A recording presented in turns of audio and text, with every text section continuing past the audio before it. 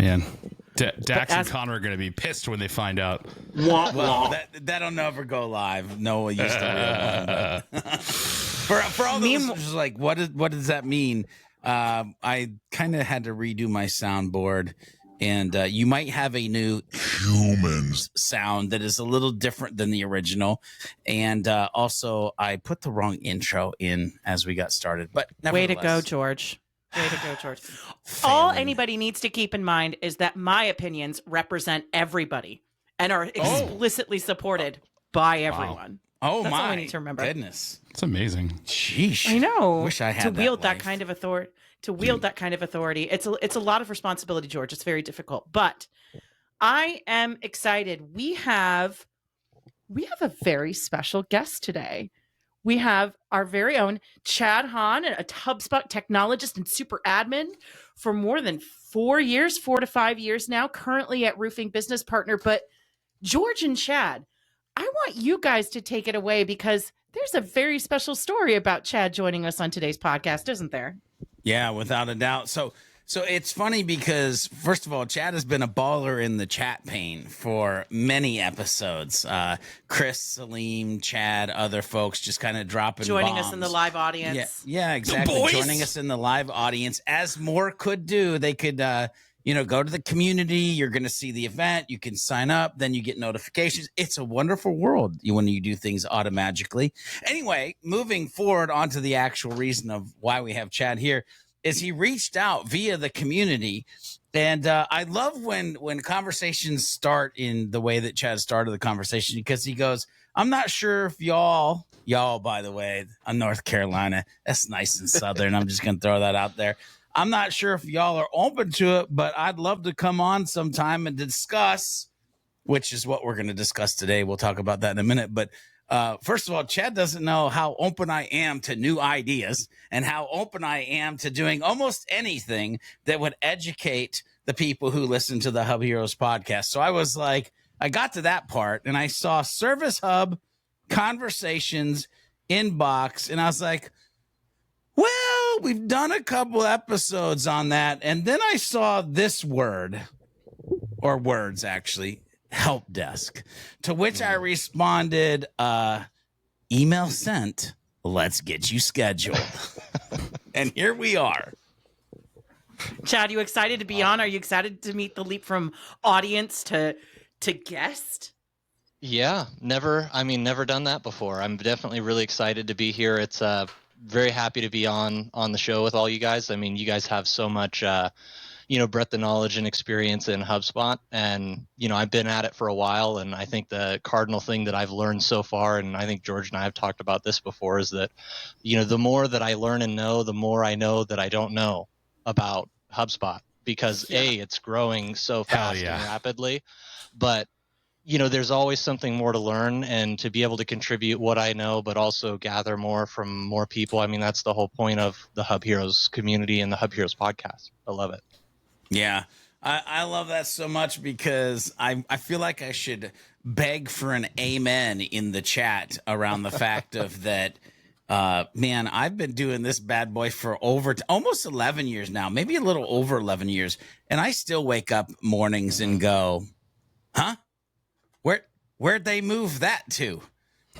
Wait, when did that show up? Has that always been? I always love when I Slack Max and go, dude, how long has that feature been in HubSpot? And he's like, 17 years. I'm like, oh, okay. Never mind. I'm going back to work now.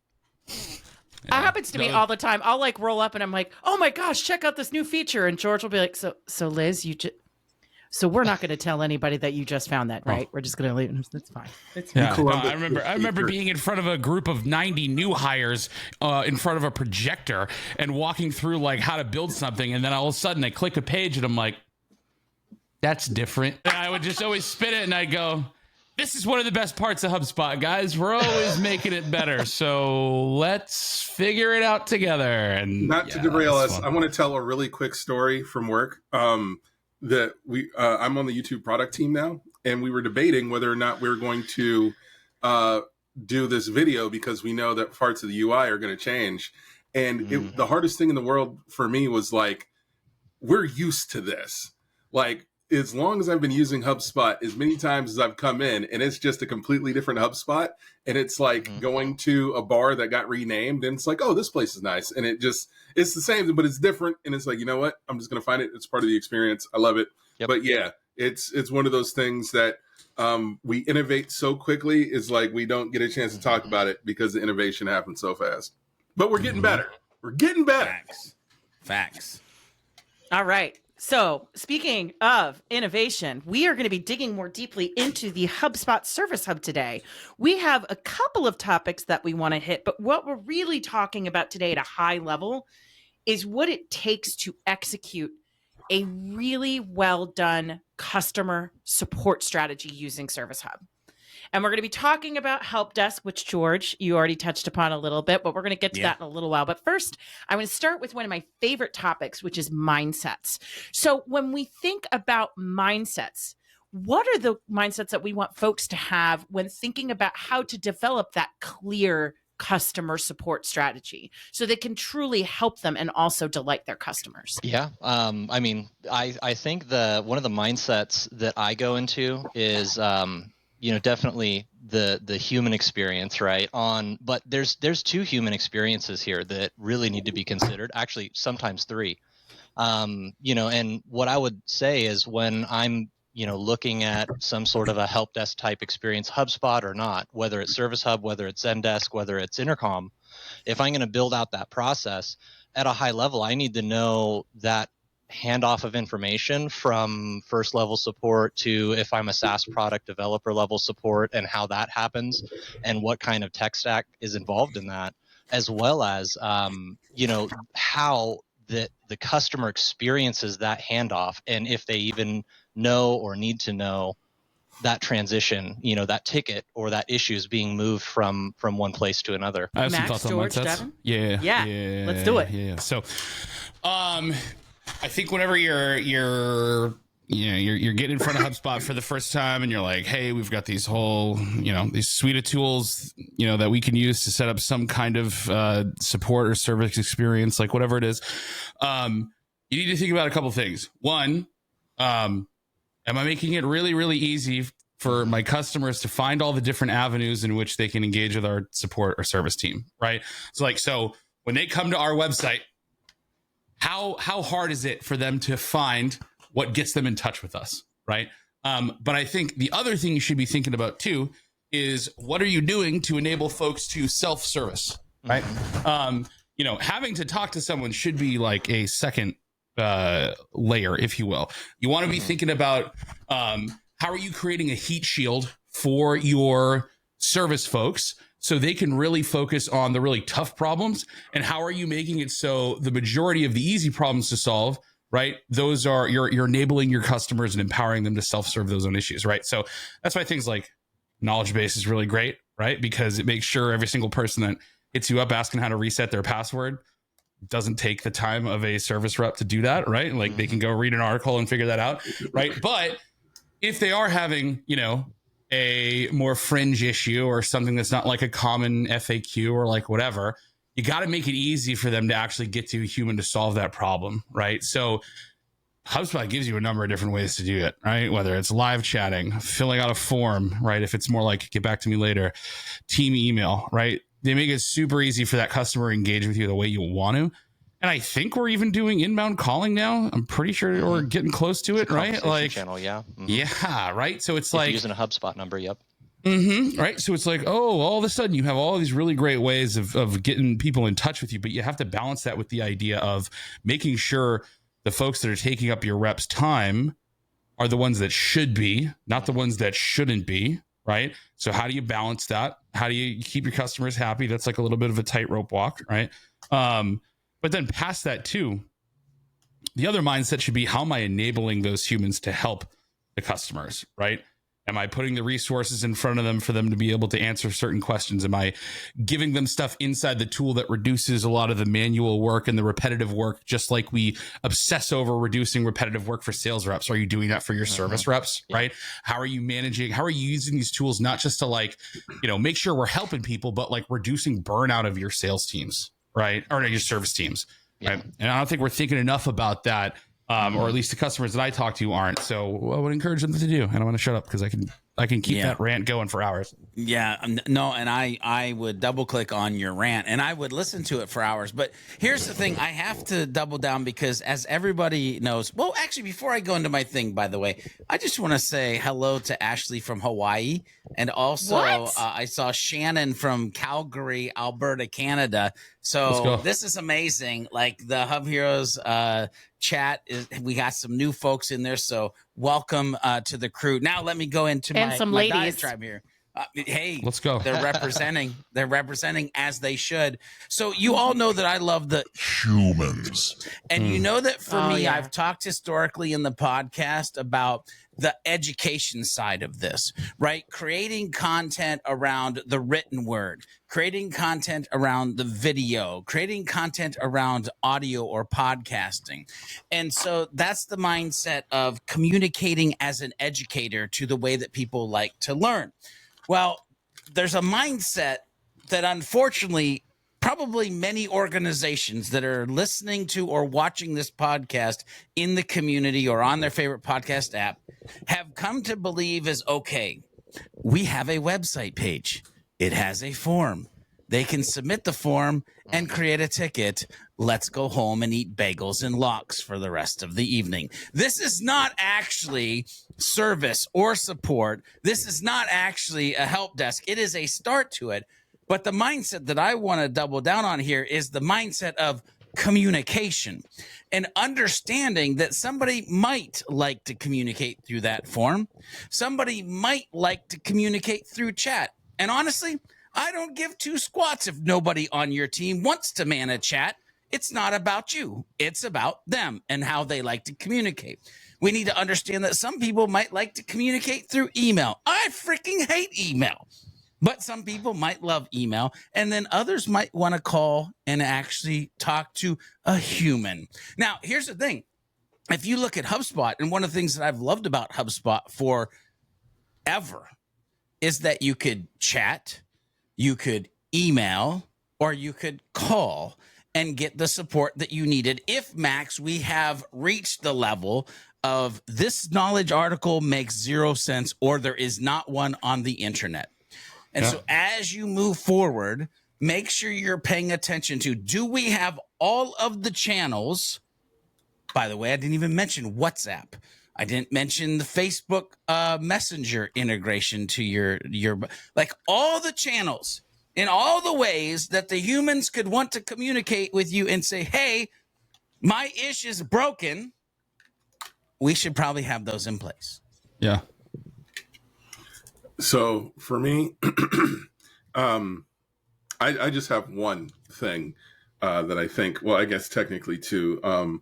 The first one is notation. For those of people like me who hate talking to people, the only thing that I hate more than talking to people is talking to people more than once and saying the same thing over.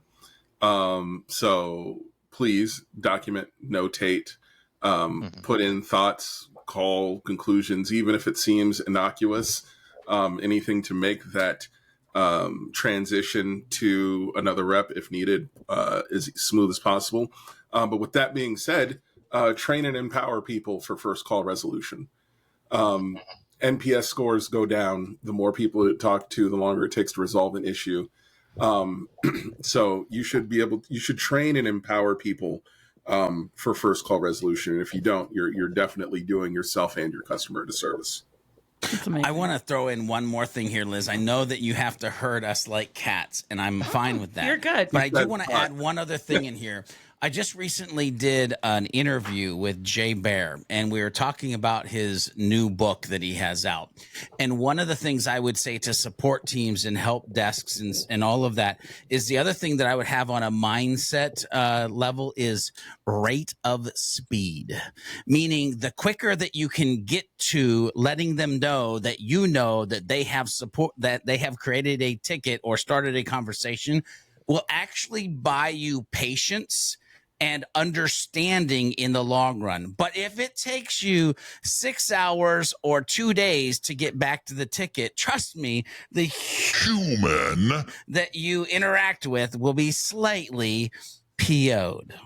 Yeah, dude. I mean, great example for like why something like thank you pages are still important, right? Like if you have a form that generates ticket, like that thank you page should be setting hella expectations on what that person should expect, right? Because they want to know that they're getting taken care of, and the step that they just took is going to get them closer to figuring out what their problem was, right? So if it's something just as simple as like saying, hey, thanks for letting us know what's going on. We've created a ticket for you. Our team is going to get on it. We're going to get back to you within X amount of time. If it's a real emergency, here's the number, right?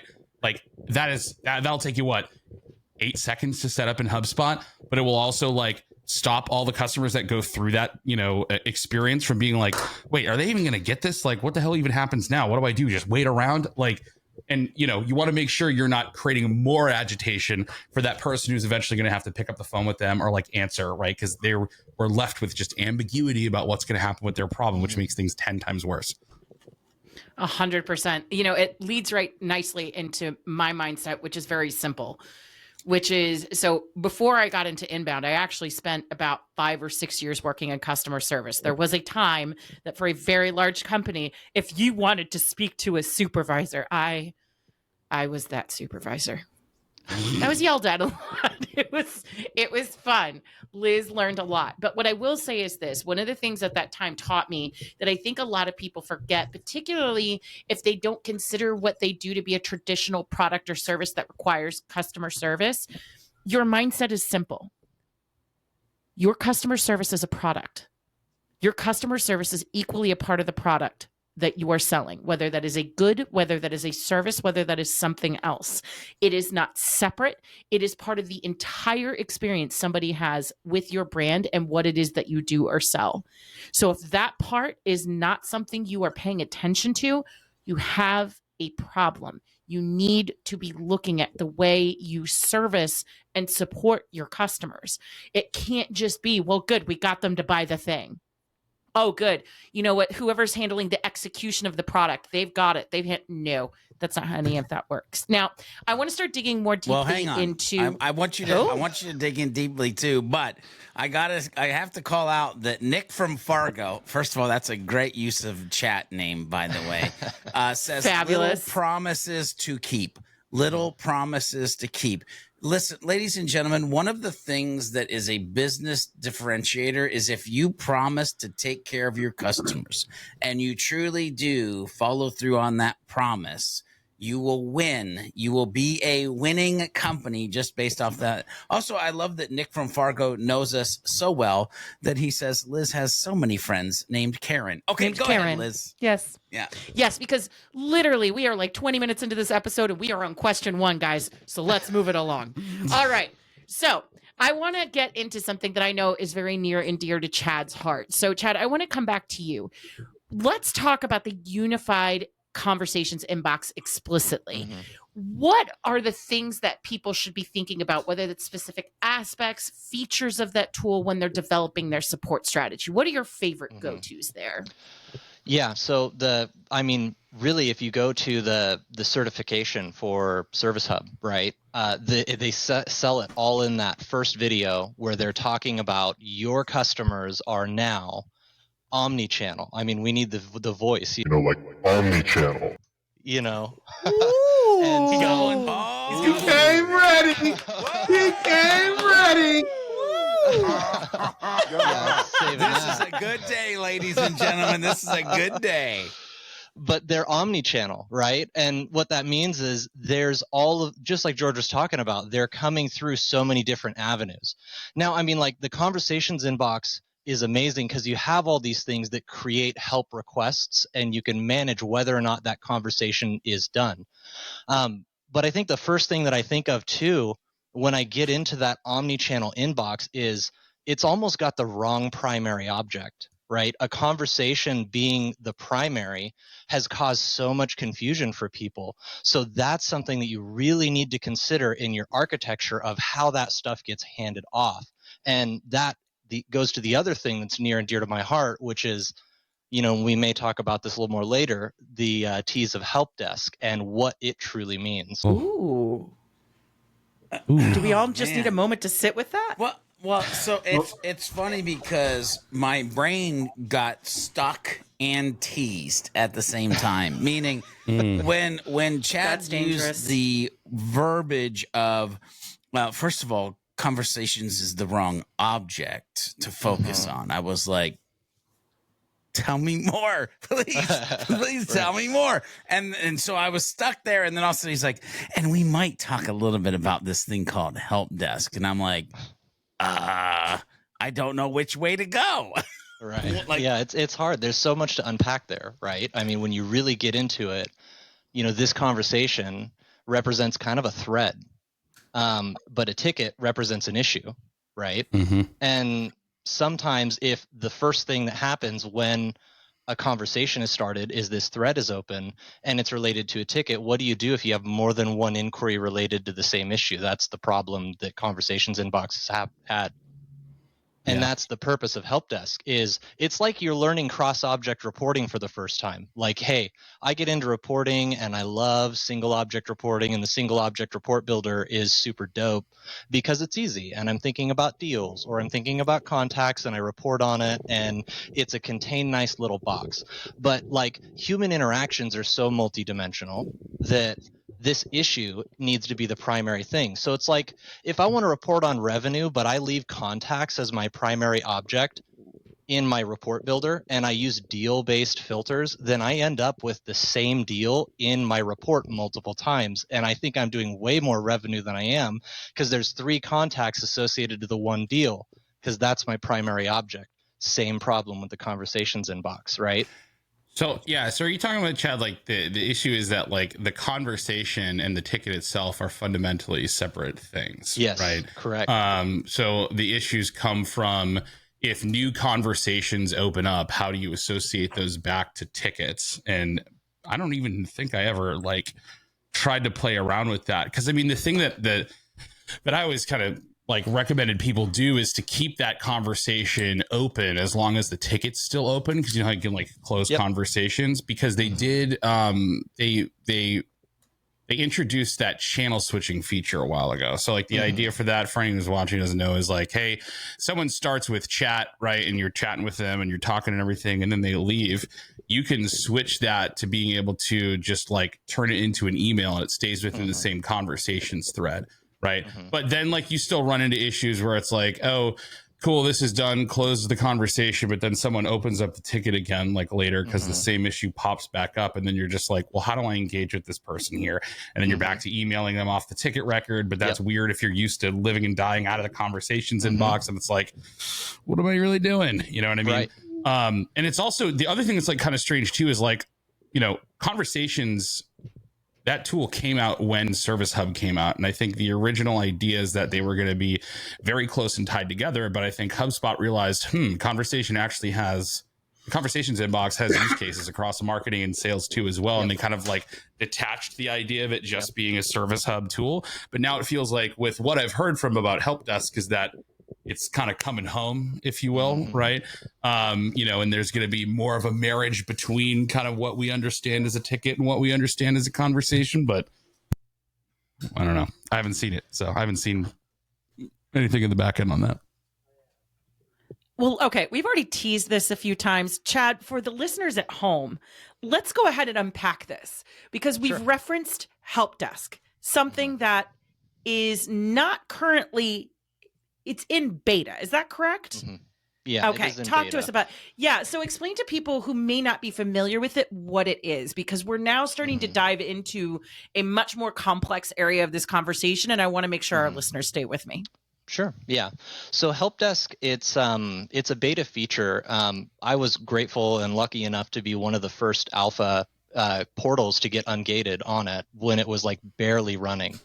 You kind of have to know somebody and go ask for it. Or somebody, you're trying to do some Service Hub stuff and get recommended to the team. But if you go reach out to Rose over there, she can ungate your portal. It's quite a ways along, and you can use Help Desk. But what it is instead of going to the conversations inbox, they're making this gargantuan transition over to a ticket primary help system, right?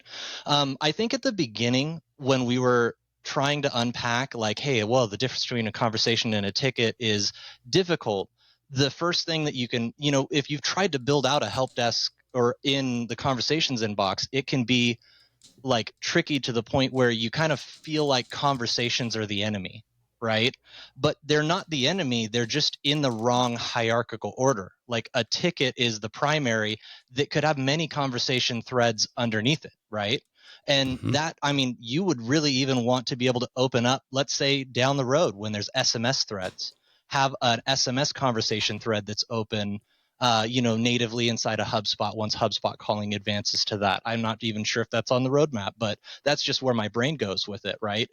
I would love to see native SMS. That conversation thread can be open or closed, but it's primary under a deal or under a ticket or under whatever other objects is associated to. But the general idea of help desk is to put tickets back where they belong, because this issue has many dimensions that are even externally related to, like, maybe I'm going to reach out to Slack and have a conversation thread in Slack that needs to be in the ticket because that particular part of my company doesn't actually live in HubSpot tickets, but I need to get some information from a team member, but my help team needs to see all that, right?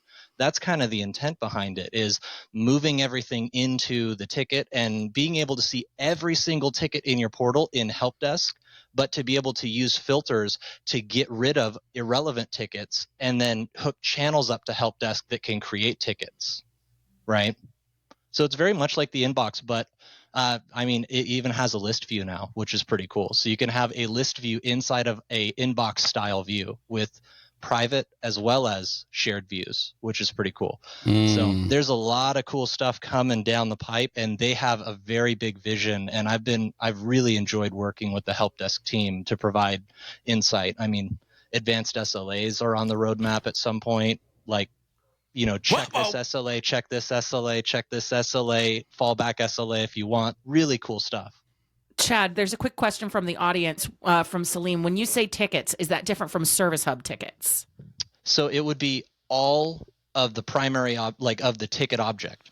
You could get all tickets in help desk is the idea of in the long term. It's not quite that way yet, but that's where the long-term goal is to bring every ticket in so that you can use your filtered views to show your help desk team or your service team exactly what they need to see, even if you happen to use tickets for, let's say, if I use tickets for production related items. Some people have a service pipeline that's related to producing some sort of goods or services, right? After a deal is sold. So, yeah. So first of all, Liz, I've been doing some Googling over here. While I was wondering what you were doing. I was wondering what you were doing. Frantically, like, oh my God, like what? And so there will be a couple knowledge articles that we'll put in the show notes, because there's literally there's one where I love, it's like manage and respond to customer tickets with help desk beta. And it is one of the most robust beta knowledge documents I think I've ever seen HubSpot put out. But then there's a follow-up one that is route tickets in help desk based on, listen to this, ladies and gentlemen, based on agent skills. First route extension of the tickets user in property. help desk based on agent skills. Oh my. Woo! Anyway. Max just did a dance. Skills-based routing. Here's this. Skills-based routing, super cool. The more exciting part about that is the idea of user properties, like you said, Chad. That user properties is going to fundamentally change the way we think about HubSpot, right? Because that is the gateway drug to doing things like, treating your users as if like they were, your like people you're doing. You do stuff for contacts in HubSpot, right? You create all these automations and like all these things for them, right? But like, if you have things like user properties and user workflows, and you can like email users and do stuff to users, like new employee onboarding can be run through HubSpot, right? Like, and also like when you start thinking about like more advanced ways they could use user properties, you got to start thinking about those, the lead rotation objects or rotation objects, right? Wouldn't it be great if, if my property of out of office is checked to true, right, on my user, right? What if I could set up a rule in that, object rotator to basically say, hey, assign it to anyone on this team that's currently in office, not out of office, and skip over all those people. Can we talk about Salim for a moment going off in the chat? Treat your users like an object, Max Cohen 2023. That's what I'm saying. There you go. Well, no more Fortnite. contact type, you know? Yeah. People What are I'll throw in objects. there, my favorite part of that was the Max Yeah. gave it bam, lickety split, baby. Lickety split alert. Yeah, exactly. So here's what I want to Use know your from you product. guys. We're getting really excited about the tactics and what will become possible with Help Desk. But what does this say overall for the future of what it means to execute a great service and delight strategy through HubSpot? I think, if I was going to take that question, I would say that it brings the original vision of the Service Hub, like HubSpot Academy cert, into a place where it can become more reality. Because the ticket of the issue is primary, and however that customer decides they want to interact with you, it's going to bring it into the ticket where that main issue is housed, and you can start new conversation threads, you can have new channels, they can bring channels in, and you'll be able to ultimately relate all those channels to that one issue so that all those communications go where they need to go, which is very difficult to do in just the conversations inbox. I don't think the conversations inbox needs to go away, however. It really deserves to exist for sales teams, for other things where this particular conversation is open or closed, but it's not a service issue. It's not a support ticket. Everything that's like related to actually being a ticket belongs in Help Desk in the long Now, term. I have a question. So first of all, actually, I have a statement, then I have a question.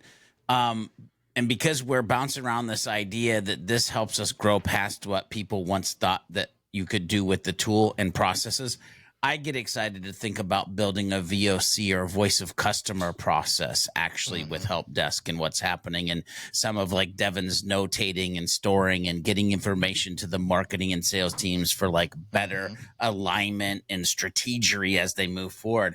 Now, here's my question, Chad, because you've been in the beta and I haven't. However, I'm trying to rectify that in HubSpot chat support right now as we're doing this interview, because I'm like, tell them it's me and tell them we want to talk about it on the podcast. I gotta have Chad access sent to me. it. Chad sent me. He said, "Come on in, buddy." But here's my question: have you seen in the beta that it's a replacement to Customer Portal, or can I get excited and start to think about Customer Portal and Help Desk together, and how that might actually revolutionize the way that I'm really, really, really serving my customer base? Yeah, the intent is that every ticket that is interacted with Help Desk will be in Customer Portal, right? That's the intent. And so I think of course it's a beta. A lot is still up for development. And I mean, if you want to throw your hat in the ring and get your 2 cents in there, they love, like Rose, the PM of the team, and some of the other leaders of different segments of it, the user interface team, the SLA team, they love getting user feedback that's thoughtful about how would different people put this together. They're amazing. Like, I've just loved working with them. And every time they want to ask me about something or run something by me, I'm always happy to spare the time, because I want Help Desk to get better, to serve not just like a SaaS or a B2B market, but B2C markets, and, all sorts of different ways that you're able to give your customers a better experience. Because I mean, here's the real thing that is I think one of the cruxes of why conversations became difficult to work with is because integrators do not use HubSpot. And so they integrate their apps with tickets because it makes sense to their brain, but that doesn't do anything in the conversations inbox. Right. And so, like, for example, HubSpot, had a partnership with AirCall, and AirCall will create tickets with inbound calls, but it just does like jack doodly squat inside the conversations inbox where you want to actually use your Help Desk team. Your support team lives, right? Yeah. And so it's just because the integrators don't actually use the tool and they don't have experience in it. That's like where that breakdown came from. Yeah. I think this is going to do a really good service to make it easier, I think, for support teams to adopt this, because like there's a whole lot of like mental and conversational gymnastics that I think you need to do in order to justifies someone working out of two separate spaces, right? Like that being the conversations inbox and like your tickets view, right? I constantly have to have the conversation with folks saying like, now in the background of this, it's creating a ticket, which is a separate object, which you can go to and also interact with people from there, right? You shouldn't sometimes, mostly. But yeah, exactly. Like, the majority of your conversations, at least asynchronous ones that you're having with people, you do it in here. It's like, well, what if they call? Well, if they call, go to the ticket and leave a note that they call, like log a phone call, right? And it's like, all right, well, I'm jumping in over here, I'm jumping in over there, I'm jumping in over here. And unless they have like a really good command on like how to be creative and really use the the filter views and stuff like that, or saved views of object filters, then that's even just a mess when they go back over to the tickets view, right? So I think in terms of just adoption and making it easier and like truly having one space to work out of, kind of like how they're trying to do it with the prospecting space for like BDRs and SDRs and stuff like that. Exactly. I think it'll do wonders for getting people just like finally one solid space I can work out of, Max, by the way, just so you know, I don't know if you had a chance to check it out, buddy, but there was $1 million idea in the chat pane. You need to create a course around microphone agility while podcasting. There are people who would pay to have that course. My suggestion also was to create a HubSpot certification and be a guest professor from Big Popsicle. But I think there are a lot of different ways we could slice that. I might be making my own course. I may have been up till 2 a.m. the other day outlining it. Maybe Mike Goat Happily Academy. Yeah, I didn't have any microphone agility tactics in there, but I can add that on. There you go. We appreciate it. I love it. Okay, so George, I actually want to go to you for a moment because you and I had a very interesting conversation earlier this week that I would love for you to share a bit about. I asked you when we were talking about HubSpot Service Hub, how a lot of times folks might think it's only for companies that have very large service teams. And you came back with some very interesting thoughts about who HubSpot Service Hub is actually for. And I think given the new releases that HubSpot is talking about here with Help Desk and the conversations we've had around conversations, it might be worth illuminating some of your thoughts here with the class. Yeah. I can't wait, by the way, to for Why Go HubSpot to be launched to the world. But anyway, a little tease there. People are like, wait, what? Listen, Liz, kind of, I'll try to, it's been a long week, by the way, but I'll recant close to what I said. Service Hub is actually for every organization. At least if you help humans who might have hurdles with the products and services that you sell. If you help robots, no. The way that I look at this, if you serve robots, then you don't need it. No. But if you serve humans with hurdles to your products and services, you'll need this. And here's how I look at Service Hub is it's not a if I need it, but what level at which do I need it? Meaning this is why HubSpot is great. You have starter, you have pro, and you have enterprise. And dependent upon the size of your team and the size of your organization and the size of your needs, that would then dictate which version of this that I would want to get. But at the end of the day, you need to have processes inside your platform that enable you, the people, even if you're a company of one, solopreneurs, I see you, or a company that is a handful of humans, you need those processes that allow you to help the people that have your products and services in their hands, in their minds, to have streamlined communication. You need to have the processes to have, and I mentioned it before, a VOC, voice of customer, an deeper understanding of how you can educate and connect with them in the future. You need to have the processes like Max mentioned, onboarding for employees. So it's not all willy-nilly and they're not like sitting on the veranda wondering what they're supposed to do next for their onboarding process.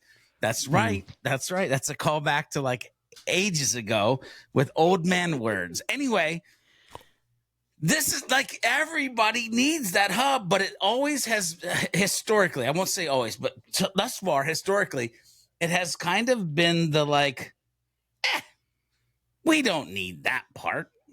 We'll just take marketing and sales. And I'm like, what? Shut up, sit down, Bueller. Let's go ahead and educate the class for a second of why we need this third hub to be turned on for you to be more successful than you thought you actually might be. Literally every single business could do with a form that says, got a problem, let us know. And when you fill it out, it creates a ticket and notifies someone. There is no organization on the face of the planet that does not need that. None. Boom. Roll credits. Podcast. Devin, No, what I'm do you just kidding. think? It's not a- All right, so I'm gonna let you in on a little secret. Last time I did help desk was when people were actually helped at desks. This was the year was 1999. It was a facilities management company in Mountain View, California. So I'm really on to learn today. I can tell you about all my experiences as someone who has to call in for support. How frustrating it is to be more knowledgeable than the person who is supporting you. As a matter of fact, I have turned it off and turned it back on. Thank you for asking again. Like I'll never forget the time I called in to a certain company that is very well known for their video doorbells. And I was explaining to her that water had gotten in my floodlight and must have shorted something in the circuit. Because while we are able to see thumbnails, it is having issues with its JPEG codec. And it's like, well, how come when I use this tool to see it, that it coming in fine? It's like, it's because that's not putting out, or not in JPEG, MPEG. That's not using an MPEG codec. That's using something else. So starting it won't stop. I need the device replaced. And it was like, well, I need to go through all of these steps first. And it's like, okay, I'll wait. So I'm very good at being frustrated with support.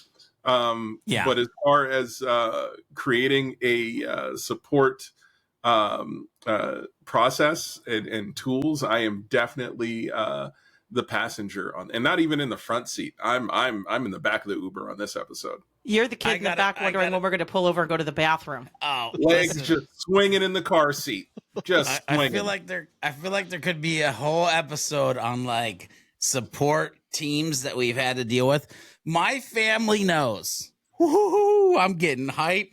My family knows boy. if I have to talk to the local cable company, get the frick out the house. Walk away, go get in a car, go get a Dunkin' Donuts coffee, go do something, because they know that I'm about to go off and be like, I have unplugged it, I have rebooted it, I have hit the reset. I will list off the 7 things that are in their freaking support manual of like, and by the way, just in case you didn't know, I am not an idiot. I am not a 90-year-old man who does not know what the internet is. I have done everything I can do, and your crap is broken. Okay, well, sir, can we start by unplugging the modem? Oh my God! No, I know this is what we're talking about, but I'm going to do you one better. In the late 90s, during the dot-com boom, these companies had so much money that when you called into support, you weren't even talking to the engineer. You were talking to a customer-facing rep who had the engineer in your other ear, and the engineer could hear what you were saying. And so the engineer would be parroting, the support person would be parroting the engineer into customer facing speak. And I'm like, no, you need to stop talking. Just put me on with the guy. Because this is, no, don't ever do this again. I know you got a guy. Put me on with the guy. Right. I had to yell at someone today on the phone for the first time in a very long time. Uh-oh, what happened? Was it about the deck? It was about the deck. Oh my God. The deck. That's still going on? Well, it's such a story. Oh, Her Max. cat's list. They wanted to charge me full price and then send me a check for $1,000 for my troubles. And I politely told them that they can take that and shove it up their ass. And it was, I think you beeped out like part of it at least. About half. I feel so bad. I destroyed this person over the phone, and I still feel bad about it. But the dumpster's still in my driveway, and they were trying to charge me. Oh my God. Yeah, it's like this is a never-ending nightmare, and I made it. The saga continues. Extremely clear to them. We'll say that. Honestly, this leads Was it nicely, crystal? George. It was crystal clear. Yeah, crystal clear. Yeah. George, All-time this low for me, honestly just saying. leads nicely into my last question. these grievances that we are airing on this day of Hub Heroes Festivus. And that is, why is having a great customer support experience so important? That's where I want us to end on today, because we've talked a lot about the tools and we've talked a lot about the technology, but the pain, the anguish that we have in our voices. Max, you want to lead us off here? I want Devin to talk about the impact on marketing when shit like that happens.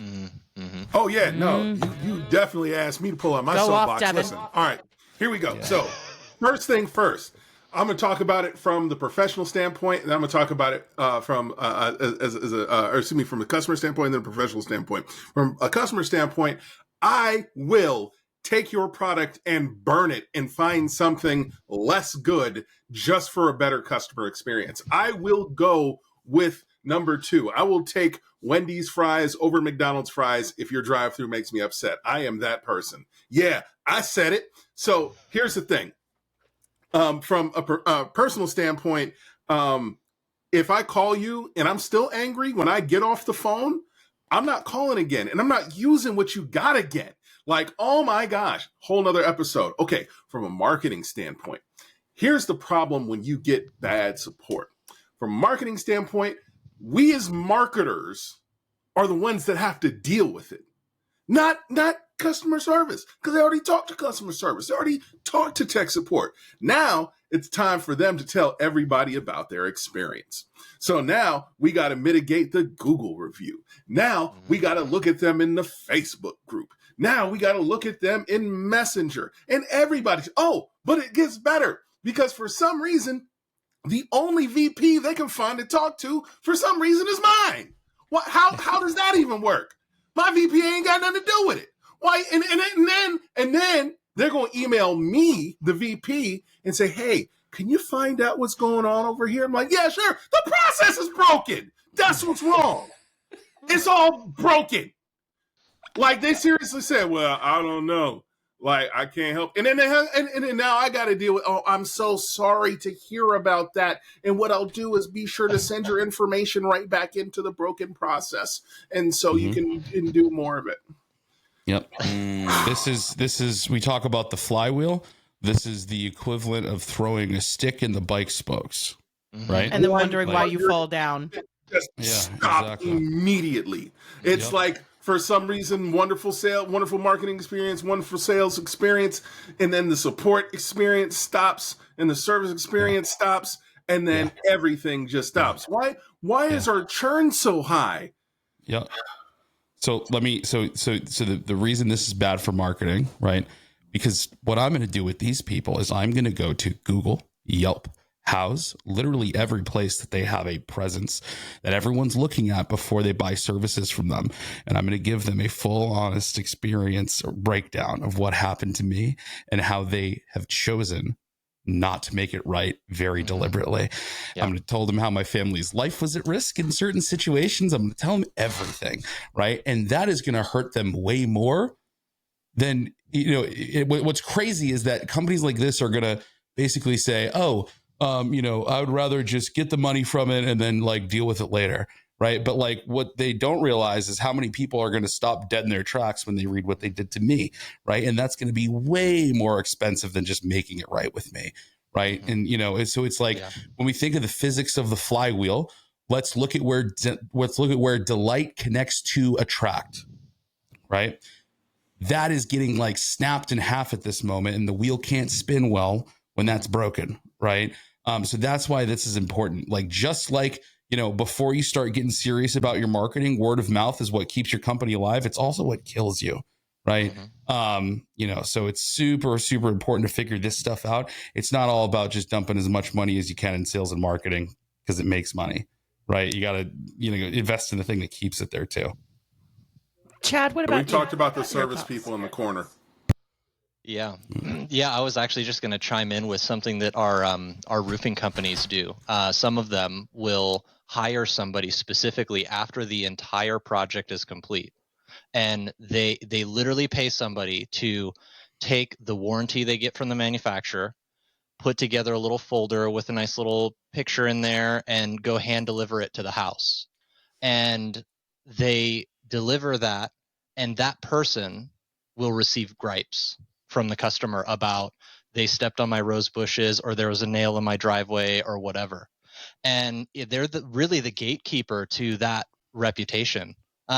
We actually had one customer that decided that person wasn't a worthwhile investment because all they got was gripes. Yeah. And instead of plugging those gripes back into the front end of the process to make sure that the process got ironed out, they just tried to move them to different parts in the process or fired them eventually. And I mean, that's the worst thing you could possibly do. You want to take that feedback at the end. And again, that's the feedback survey. If you're digital, how'd it go? And if they click happy face, you send them a Google review request. But otherwise, you fix it and you get on it like stink. You want to be on it so that you can really make it right. It is so much cheaper to refund half of the cost of the project or whatever, something that is equitable to the pain experienced and the wrong that you did and take ownership for it than it is to go make Devin clean up all those reviews and have the kind of mental breakdown, right, that he did on the just going through that experience over and over. It's the worst, right? Having to go clean that up, right? Yeah. Awful. I love what Nick from Fargo said in the comments. Churn and burn cycles fail. Learn and earn cycles win. George, talk to us. Take us I love home. that so much. Yeah, so here's the deal. Max, you want to talk about the physics of the flywheel. I want to talk about the psychology of the people, right? And at the end of the day, people, aka Humans. they want to feel yeah. special. They want to feel loved. They want to feel taken care of. And if you are sitting there without a customer support experience, a help desk, an inbox, everything that we've talked about, you are leaving a wide open gap for them to not feel special, to not feel loved, to not be getting the experience that they should have. And guys, I know this is going to be crazy the way I'm going to say this, and you've said it in your own little ways. Organizations listening to this podcast are out there spending copious amounts of money to make it rain. They are paying marketing directors to be marketing directors and designers to be designers and developers to be developers. They're paying sales reps to be sales reps, and they are trying to just accumulate cash. And then they wipe that cash or wipe their butt with that cash. And that's gross. That's gross. And you know what else is gross? Not having a customer support experience at your organization. Mm-hmm. So fix it. Because you're letting everybody fly out the back door that you were so dang passionate about getting in the front door. And I can tell you that costs you more than having that support team in place to keep everybody happy and have long-lasting relationships with humans who become evangelists and talk about you. And now all of a sudden you realize, because you fixed that gap, that the referral revenue coming into your organization in the last year has doubled, if not tripled, the amount that you ever thought you'd get from SEO, social, and just general sales support. That's it. Chad, thank you so much for joining us this week. This has been an incredible conversation. We'll definitely have to have you back. And guys, love it. Do we all need a group hug after this? I know we expressed a lot of feelings today. Did we get to the place of healing about support that we were hoping to get to today? I thought that was a future episode. Yeah, this construction company is going to need trauma therapy when I'm done with them, dude. And on that note, to our listeners, we'll talk to you all next week. If you love us, don't forget to leave us a review on your favorite podcast platform, and never hesitate to give us a shout if you have an idea for a future episode. But gentlemen, let's go heal and traumatize some customer service reps. Let's have a good weekend. All right.